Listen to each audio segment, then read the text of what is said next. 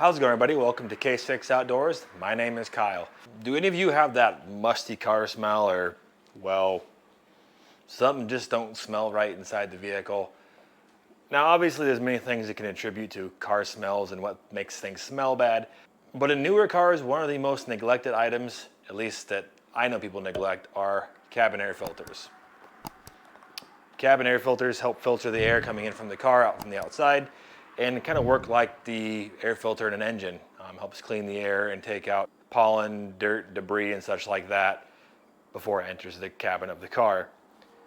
That being said, over time, filters get dirty. If you go to a dealer, they probably say, oh, your cabin air filter is dirty, you should replace it. It's gonna cost you $39.95 plus tax, title, license, dealer fees, and 65 monthly payments of $10.99. Most of us obviously say, no, we'll take care, we'll do it later. But I myself like to take care of it myself. I picked up this filter for this 2019 Honda Pilot Elite, and I'm gonna complete it myself. I do this on all of our vehicles. I believe this filter is like $10. I will put a link to this down below. Again, this is specifically for the 2019 Honda Pilot. I know most of these are gonna be very similar in their location, but if you get on Amazon, you can find a quick link to what you need for a filter for your vehicle. Inside the box, you're gonna find the filter, which I've already taken this one out of the wrapper. You will find the carbon filter inside that they use to help filter the air. This specific filter says filters out dust, pollen, and more, and offers a fresh interior air. Isn't it weird how that works? When the car doesn't smell right, something's wrong. Again, like I said, many things could be the problem, but I'm gonna guess 9 times out of 10, in a newer car, this is likely your culprit. So long story short, I'm gonna show you quickly how to do this. It's super simple. On most models, will require no tools, and on some, there will be either maybe a small bolt or screw you may have to remove on the filter housing itself. Most of them are pretty simple, easy to get to, and I think you can do it pretty quick. So let's get right after it. I'll show you how this is done. I think for most people, this is a 5-minute or less job.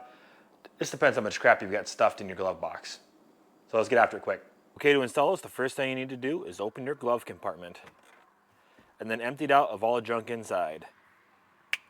Once everything is removed from inside, on this specific model, you're going to take both corners of the glove box and slightly push in. You see it flexes in there. It's designed that way. And then behind this, you will find a cartridge. Or in this specific, there'll be a tab on each end. You will take these tabs, push in on the tabs and pull out, and reveals your cabin filter. And then down and behind there, you see where the blower motor is at. And this is where all the air from the vents from the outside circulates through into the car. Now, admittedly, this is not as bad of a cabin air filter as I've seen. There is a decent amount of debris in here. And again, pay attention to the side. This is for the Honda. It will show you flow rate of air. It came out just like this. The biggest thing with these cabin filters, it's not necessarily the debris that gets inside of these, but you get that kind of musty smell to it. This is supposed to filter all the bad smells, dirt and debris, pollen and stuff from the outside of the vehicle. So it's pretty easy to understand why this is getting a little bit of mildew smell to it. Can ruin the inside of your car, at least the smell, that is. So let's go ahead and change it out with a fresh new one and install it back in the car. Again, this is one I bought off Amazon. I will give you a link to it below if you'd like to check it out and buy this one. I usually buy them off Amazon. They seem to work just fine.